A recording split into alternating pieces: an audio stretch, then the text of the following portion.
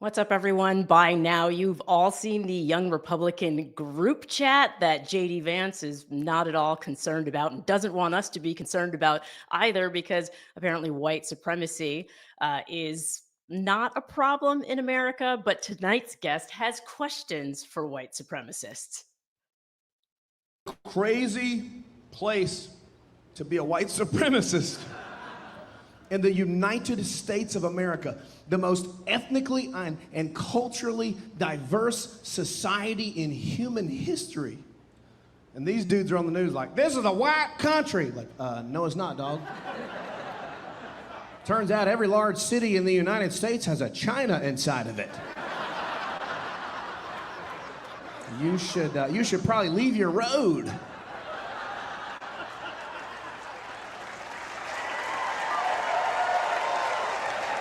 We're the melting pot. It's our whole thing. What a frustrating place to be a white supremacist.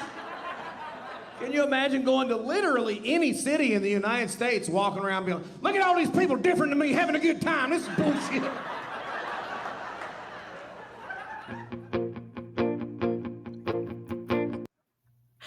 I freaking love that bit. Welcome to Punching Up. Cliff Cash is with us. I'm your host, Maya May. Cliff, you are super up you're in the South. You're in the South. We were just talking before. I am so in the South. I think I'm in one of the reddest counties in the United States. That's what someone told me. I haven't verified it.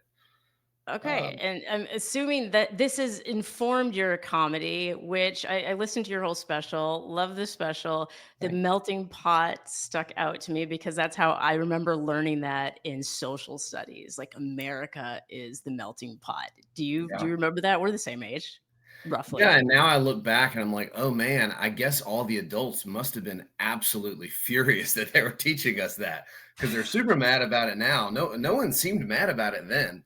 Right? So either it was a secret that they were mad, or we've literally digressed as a country and a culture.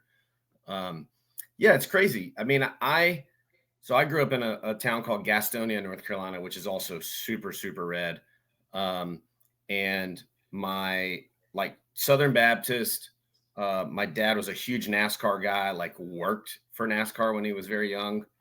And hardcore all the way to the right, conservative. My parents loved Rick Santorum, to give you an idea of where they stand. And I have a gay sister. So I've sort of had to negotiate those two extremes my whole adult life since I was, a young teenager. So that's how I got to be like I am. So, your whole special, you touch on issues that I would think might get you shot in the South, and so I'm amazed that you're able to pull it off. But also, you have a new role, at least according to your IG, assistant manager of Antifa. Yeah. Can you tell us about what you do in that role? Self-appointed. I figured since Antifa is not real, the job title doesn't have to be real either. But I didn't want to make myself full-on manager in case somebody had already claimed it. But yeah, I tell the story. I haven't started telling it on stage yet, but my girlfriend, soon to be fiance, don't tell her, saving up for a ring. Her mom, who's the sweetest lady in the world, very, very Southern, sing-songy Appalachian accent. She says my name, Cliff, in 2 syllables. You know what I mean? She's like, Cliff. That's how Southern she is. But she's hardcore progressive. And so we're on a family vacation, and I made veggie piccata and pina coladas for everybody.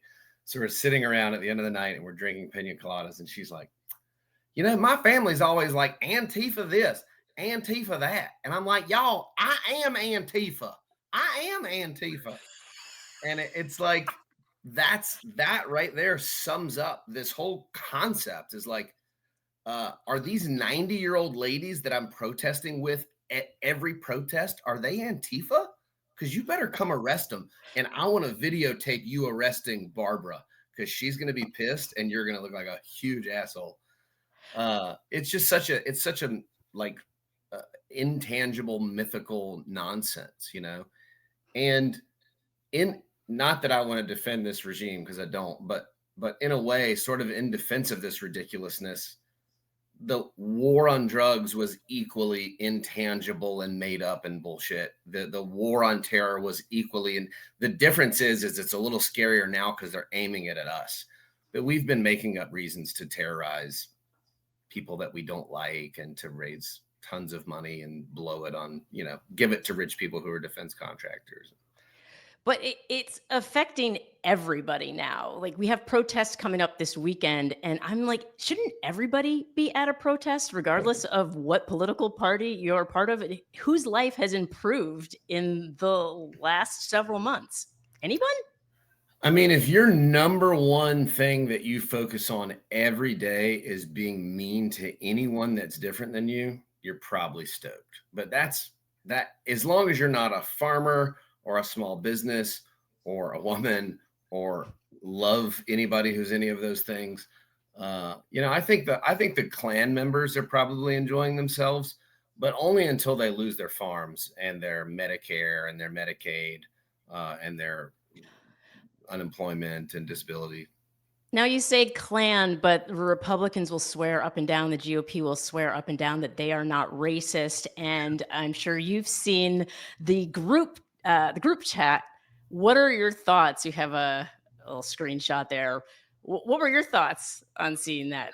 So I've shared this 3 times today on my Facebook page. I find that's the easiest place to share links, the things that I'm on. But my favorite link that I shared had pictures of the people. And it looked like a calendar of incels. I mean, it was like just these like people that have never been touched by another person, And I think that these below average white men that didn't get enough attention from their parents and didn't get enough hugs from dad, whatever it is, and they're so below average in every possible way that a human being can be.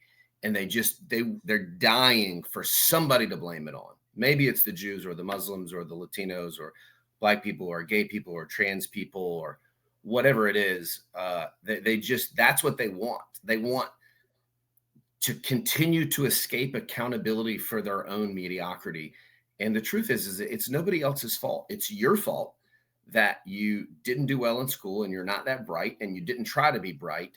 But it's also your fault for continuing to vote for the people who turned your towns into ghost towns and defunded your schools while they pumped disinformation into your thick, empty skulls.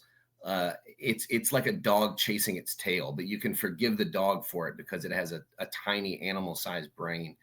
It's really painful to watch human beings do it, especially when you have to share a country with them. But I'm not surprised at all. Well, absolutely. And the thing is, we do have to share a country with them. There's no escaping that. So we have to figure out how to beat them. And I like that you said in your special that we can't outsmart them because you can't have that kind of conversation with somebody who doesn't follow logic. Can you talk about what it means to outdumb them? My favorite line in the special is you can't have a real intellectual conversation with somebody that thinks Donald Trump is a Christian. What are you going to convince that person of? Donald Trump and Lee Greenwood, 2 men with 9 marriages between them, are selling a USA Bible made in China. That sums up the entire political ecosystem that we're living in. And these people and some of them, I mean, I have a friend whose father is a retired oncologist, and he's full on MAGA. And it's like, your IQ is like above 80. How are you not seeing through this? And it really is, it's brainwashing. And I mean, at the root of it is white supremacy and misogyny and patriarchy and all those things. But still, it's like, it's literal psychological warfare. I mean, it's really insane. And as angry as I get at these people for being what and who they are and behaving the way that they do, I think it's important not to make any excuses for them because they don't deserve that. But I do think it's important for every American that's on the right side of this to understand that this isn't happening in a vacuum randomly. These people have been targeted by Russia. This is disinformation being pumped into them from Russia through their idols. I mean, it's being filtered to them through people like Tucker Carlson and Tim Pool. Tucker Carlson is like doing an infomercial for Vladimir Putin on every episode. I don't know if you've seen this, but he's literally like there. I saw a video of him saying, you know, Vladimir Putin is one of the most impressive rulers in the country or in the world right now. And I mean, this guy, his country is strong. I mean, he's like, and I'm like, first of all, you sound like a traitor. You sound like you're literally committing treason. Second, Vladimir Putin is like 5'4" and their inflation's 20%, and he has to borrow troops from North Korea to fight a war he can't win against a tiny country that we're not even helping anymore. This guy's not a winner. Vladimir Putin is a loser.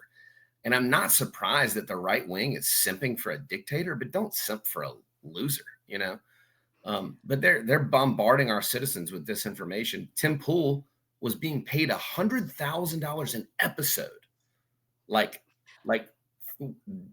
indirectly by like 1 degree by Russian oligarchs. And he was like, I just thought that was like the going rate for podcast episode. I'm like, did you, Beanie Baby? I call him Beanie Baby because he always wears a beanie because he's so ugly. Imagine how ugly he is without that beanie. Yeah, I was gonna say, I think Beanie Babies are too cute, and I don't want you to ruin Beanie Babies for me. So I'm just gonna wipe that from my memory. Kind of like how they wiped the fact that the Tenor Media story was big for like this long. And you're so right. And I feel like people need to like subscribe to newsletters like the Heritage Foundation. I get their newsletter. And so I understand what people are being bombarded with. And it scares the shit out of me because the invasion language, I was seeing that come from Tucker Carlson from Heritage Foundation for months and months before they declared the invasion that is now happening, that they want to have the Insurrection Act. So you grew up in the South. If I saw you at a truck stop, I'd be like, oh my God, but you're actually super liberal and progressive. How did it happen? Well, how did you get out of your bubble?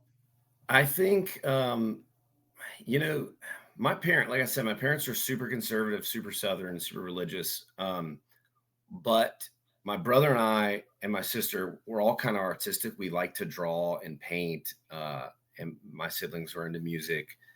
And I think they, not knowing that the arts were gay, they accidentally encouraged that.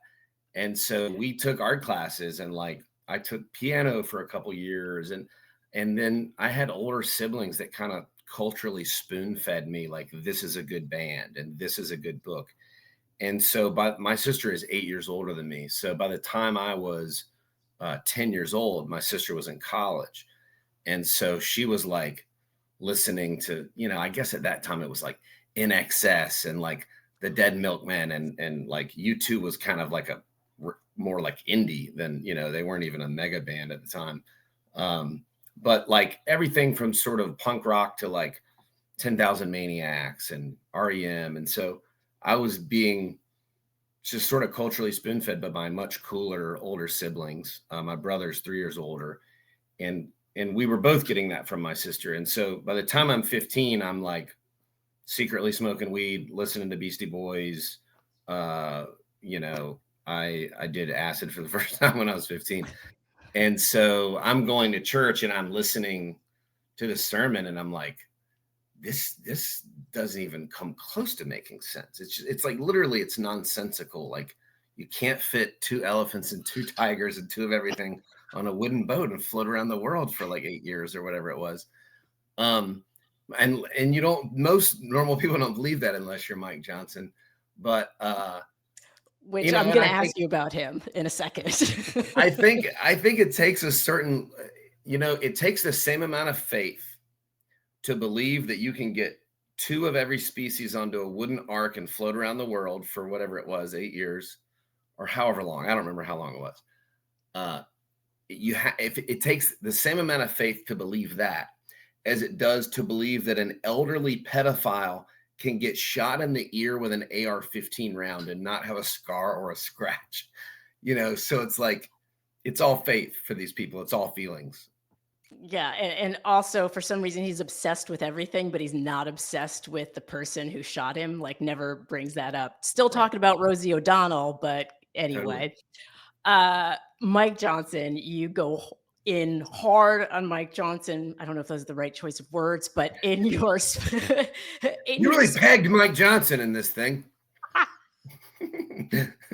Sorry, can I say that? I don't know what the rules are. Should have asked. You absolutely can. We're all seeing it now. So Mike Johnson, who is famously anti-LGBTQ, and it's been sort of hinted at by many people, including his own face, that he may be in the closet. Can you talk about how you use comedy to call out hypocrisy? So the funny part of this in my special, if anybody that hasn't seen it, I talk about that I think Mike Johnson is gay, and I think that anybody that's that homophobic is gay, and I use that as a callback throughout the show. So a callback is like a joke you do up front, and you keep circling back to it, and you get a laugh each time. I decided to do that like 30 minutes before I went on stage. I'd never done it in a show before. He was saying some very homophobic shit at that moment, and some of his past comments had come out, and he had just gotten elected Speaker of the House. So I recorded that special like a year before it came out, because we were shopping it, trying to get it picked up by a big streamer. So I was pissed off, and I'm sure you know this as a comic, like once you've done something thousands of times, sometimes it's hard to like keep the zeal, like to try to keep yourself excited about it. And unless you can relay your excitement to the crowd, it's hard for them to be excited. So sometimes I like to just like inject something brand new for me to be excited about, so that I can like bring that new, like fun, excited energy to the set. So yeah, that's where it came from. And as someone that was kind of forced to be an ally at 15 and happily accepted the role, it makes me really, really angry when people go after LGBTQ plus IA plus people. And I think it's cowardly. I think it's cowardly to pick on any group that is much smaller than you, and much less capable of like fighting back. I mean, these people don't have as much money. They don't have as much political power or influence, as much of a platform. So I think it's cowardly, and it's extra cowardly for somebody like Mike Johnson, who anyone with a set of eyeballs can see that's a gay man. Like I just have a strong gaydar. I've got a lot of gay friends. Right. Yep. If I saw him walking down the street, I'd be like, gay dude, no big deal. I don't care.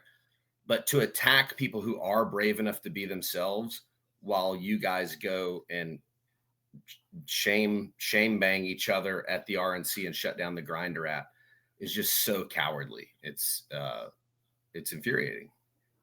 I mean, for me as well, because I think as comedians, we're truth tellers. So when people aren't telling the truth, when people are boldly lying and damaging and hurting other people while doing it, it's particularly like maddening. And to enshrine that in law, which is what the GOP and many closeted members of the GOP do. And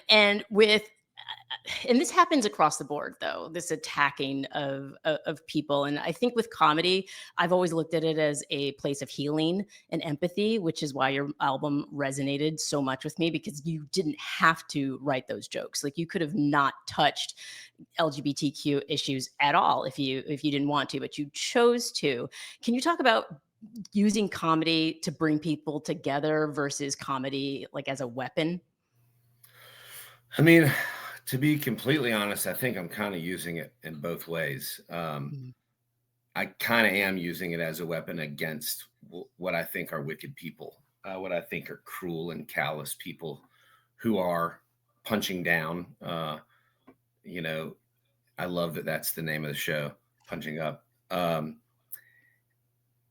In my first open mic, I went after Sarah Palin. I talked about religion. I talked about abortion, and I had a whole joke about going to a pro-life prayer breakfast with my mom, and I acted out in this redneck accent. And occasionally someone will comment on my social media and say, I've been following you for however long, and I liked your comedy a lot better when you weren't so political. And I think, well, I went after Sarah Palin, abortion, and religion in my first open mic set. So I don't know when you saw me that I wasn't political, unless you caught me on a cruise ship or something.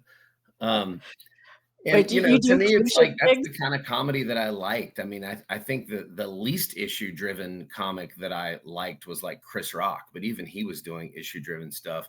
I loved like Doug Stanhope, of course, Pryor and Carlin and Bill Hicks and all of that. But sometimes, and this is probably going to get some people are going to attack me, but sometimes I would watch Hicks or Carlin and think, I really agree with what he's saying. I don't necessarily think all of this is that funny. Hmm. And I hate to, I know that's sacrilege to say that I now. know it was all like, I mean, not to say that none of it was, but there was times when I was like, yeah, this is all true, but it's like, it's not like I'm not slapping my leg. And so my goal has always been to like try really hard to do both. And I don't know that I always achieve that, but my goal is to like to say something funny and say something true and something that matters, hopefully, and make people think without sacrificing the humor, without it feeling like a lecture or whatever. And one of my favorite moments in comedy, I did 4 shows at my home club. It was like a New Year's weekend, 4 sold out shows, great club, Dead Crow Comedy in Wilmington, North Carolina. And this huge guy comes up to me after the show, and he's literally football big, shaved head, goatee. I see him coming at me, and I'm like, oh, what's this dude have to say? And he comes up, super strong Southern accent, and he goes, man, I don't know, how did he say it? He said, I'm a deer hunting, gun toting, truck driving, former state trooper who's now a Pentecostal preacher. And I don't agree with anything that you said, but man, you're funny. I And I love was it. like, dude, that's the best compliment you can give me, because I went hard. I did a similar set to what's in that special. And what that says to me is like, this dude doesn't agree with literally anything I said, but he sat through the whole thing and enjoyed it without getting pissed off and liked it enough to say something to me after. What that really means to me is I just made this dude think, whether he wanted to or not, about my viewpoint without him turning away, without him getting pissed off, without him leaving. And sometimes that's my goal. And honestly, sometimes it's my goal to just go up there and like scorched earth and talk shit and be very partisan. And that's where I'm living these days. I stay mad most days, and it's hard to turn it into a silly energy. But I think that's what comedy should be. It should be smart and impactful. And if you've got 40 people listening to you in a little brewery show, or you've got 4,000 people in a big theater, you've got a big megaphone, and it's like, you say something that matters, make it count. That's what every time I would get on stage, I'd be like, if this were my last time on stage, what set would I want to leave this world with? And that's kind of how I went into every set. And it usually had to do with how I was feeling that day. So it wasn't like I was like, I need to say this particular thing. It was like, no, what's the raw emotion that also aligns with, my best jokes that I want to do tonight?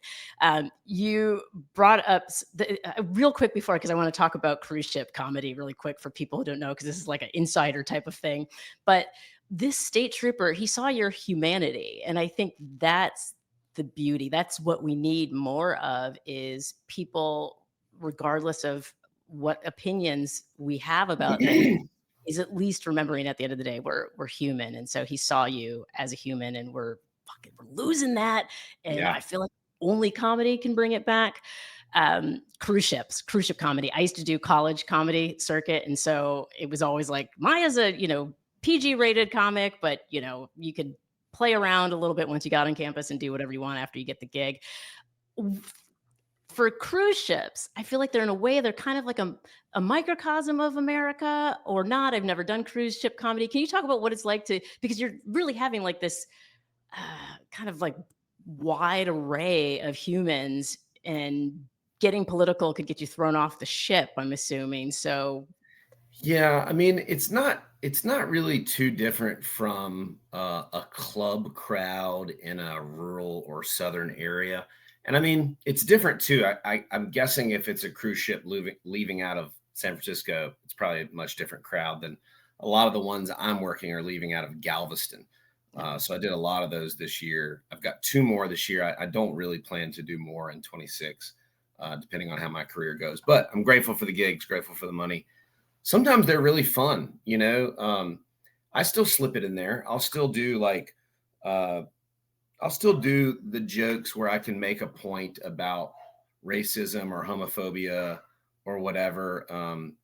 If I can do it in a way where I'm kind of taking the edges off, like I said with the state trooper guy, make people think without, hopefully without upsetting them. But I also have, you know, I'm a dude. I'm real dudey, you know. I've done a lot of dude stuff, so I've got a lot of jokes about eating mushrooms in the woods and terrible relationships, and you know, I can do farts and wieners with the best of them. So I fall back on that, and I do the silly stuff that people just, it's benign and harmless. Which I think we all need. And I think and I don't want, do you have a delivery? Your dog is going nuts. And so I'm like, I don't want you to miss the delivery. I was like, man, I hope they can't hear that. I don't know. I can definitely hear the dog. It reminds, there's a poem by Billy Collins about why he doesn't own, the title of the poem is Why I Don't Own a Shotgun, I think. And the entire poem is just about the dog next door. Do you want me to see if I can stop this? No, it's fine. We're almost wrapping up. I just want to ask you one more thing, and then we can, or you can invite the pup in if he's just trying to, if he's just lonely. Bring him in. Nina, come here. Hey, come here. I love this. I miss. Oh my gosh, I'm the only one home, so no, there's nobody here to save me from her. She is. Come on in. Want to see? Come on. Yes, I do. Up here. Come on. She is a puppy, and she's very sweet, but she's very crazy. She must have seen a dog. I feel like we should be able to bring our pets everywhere these days. Like everybody needs like a comfort animal. Like that's the only way we're getting through is if we could just all have our puppies or kittens. For me, it's randomly I had bunnies and snails, and I need those things.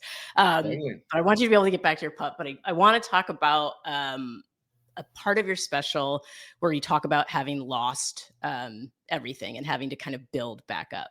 I feel like that is a parallel for what is happening in America right now. So many people are losing what they thought America was. Like I have so many friends who are like, I had no idea we were this racist. I was like, well. And so what do you feel that way? Do you see it feels like there's just so much loss right now across the board. Like even white men felt like they lost their place and they couldn't find it. And so they're angry. Can you talk about all of this loss and how you work through it and how you're going to fix all of the white men, please? Thank you. So that's a tall order, but for me, like, I grew up like middle class. My dad was a pharmacist. My mom was a nurse. Nothing crazy, but certainly like didn't have much hardship. And I was a party guy. I dropped out of college, got a sales job, started flipping houses after that. And so, God, this dog. Nina, come here. Come here. I'm so sorry. But don't be, because this is the thing, though, that to me, that is life, right? Like everything that you have to do now is being able to adjust in the moment, being agile. So this is the one thing I wasn't accounting for. Her just evidently there's a dog just sitting in front of my house, or she wouldn't bark at me. Waiting. Okay. But so I kind of was like self-made to a degree, and nothing crazy, but I had some rental houses and I was like flipping houses, and I had derived a great deal of pride from accomplishing that without finishing college, while my friends were like just starting to get their own apartments and chip away at student loans. I was buying my like third or fourth rental house. So when I lost all of that, it wasn't just like losing the physical stuff and the financial security. It was losing this narrative that I'd created about myself of like, I'm successful and I'm like hard knocks and I did it on my own and all of that. But yeah, in 16 months, when I was 26, I had 6 rental houses. By the time I was 36, I was like living in a car, doing stand-up comedy. I didn't have a checking account. I had to have a cell phone in my mom's name because my credit was ruined. I lost 2 houses to foreclosure. And then in 16 months, at one point, I lost my business, my home, my dog, my dad, and my marriage. And luckily for me, during that same period of time, roughly, I had been reading a lot of like spirituality books. I mean, really my whole 20s and 30s, but I had gotten turned on to Eckhart Tolle. And so all of his teachings are about presence and like honoring the present moment. The past is gone. The future is not real yet. And even when it comes as now. So I was really trying to get good at like being in the now and being grateful for what I have in the moment. And I was just like luckily in a good enough place, like spiritually, mentally, emotionally, that I kind of handled those losses as well as I'm probably capable of handling them, to the point that it weirded people out in my life who were like, "Are you okay?" And I was like, "Yeah, I'm really good, actually." They're like, "Are you sure?" I'm like, "Yeah, dude." And I was just traveling around the country doing like $300 shows and a taco and crashing in my car. And in between shows, I'm like eating LSD at a waterfall and like letting go, like finding how to let go of all this stuff. And so there was a point where I just like literally, I didn't really have anything. I didn't really have the little bit of possessions I had. I stashed at my mom's house, and I saw 45 national parks in a station wagon that I bought for $5,000. I ripped everything out of the back of it and built a bed into it. And sometimes if I was 1,500 miles from home and I didn't have a show for 10 days, I would go out into a national forest and just camp and like read books at night and hike during the day and cook some like beans and rice on my camp stove. And I achieved some other state of consciousness that I hadn't before that in my life.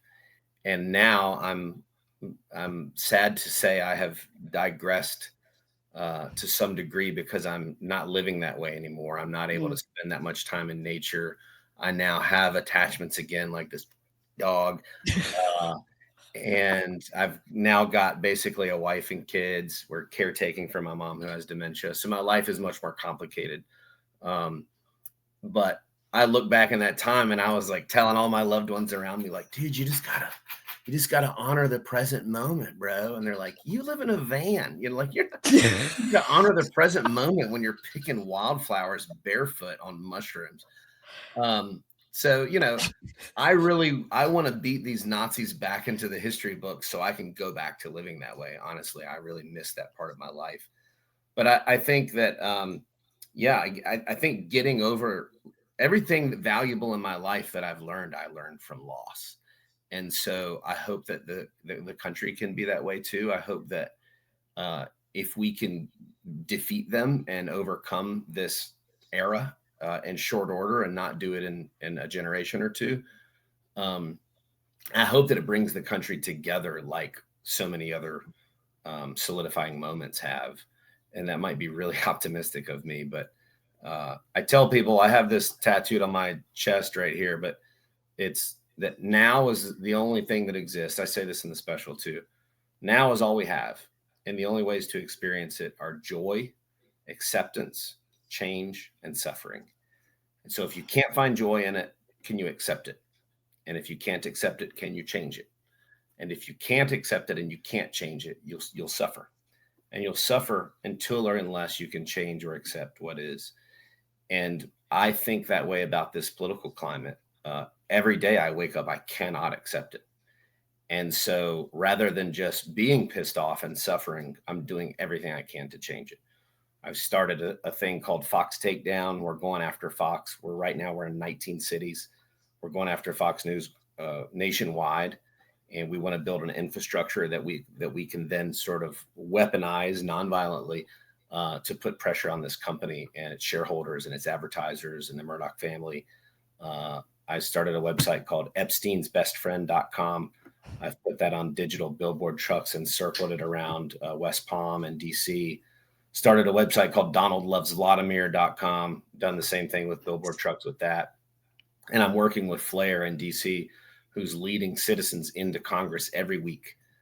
Ordinary citizens, sometimes it's 40 of us, sometimes it's 1,500 of us. going into the offices of people like Marjorie Taylor Greene and saying, why are you committing political suicide to save a dying pedophile? I mean, we're saying that to their staff, and sometimes we get lucky enough to say it directly to them. So I'm actively doing everything that I can to change what I cannot accept. And I think that's what Americans have to do. The people that are suffering right now, you wake up every day with dread in the pit of your stomach. Go to DC and make them feel that way. Make them wake up with dread in the pit of their stomach. Surround their offices. Go into their congressional offices. Be outside their Nazi news network and put pressure on these people. Make them feel the way they're making you feel. And the place to do that isn't where you live. It's where they live. And they live in DC. And our next big action is me and a big coalition of other voices and content creators and organizations. We are working on getting the biggest turnout yet to DC, November the 22nd. We're calling it Remove the Regime. And I think this should have happened in January or February or March or April or any other time, and it hasn't. And I think the whole world is blown away that we haven't flooded DC. I'm disappointed in us as citizens that we haven't done it. So we've been waiting for the national groups to push it, and they're not. So we're going to do it ourselves. And so I'm connected with a bunch of content creators, people with 3 million and 1 million and 2 million, and dozens of them, and a bunch of large groups. And we're just going to make it happen ourselves. So we're just announcing today and tomorrow we're going to start raising funds and renting stages and porta-johns and security, and we're going to go for it. So this is a fantastic initiative. When you pull this off, I think you might get promoted to manager of Antifa. I'll be able to afford a dog sitter.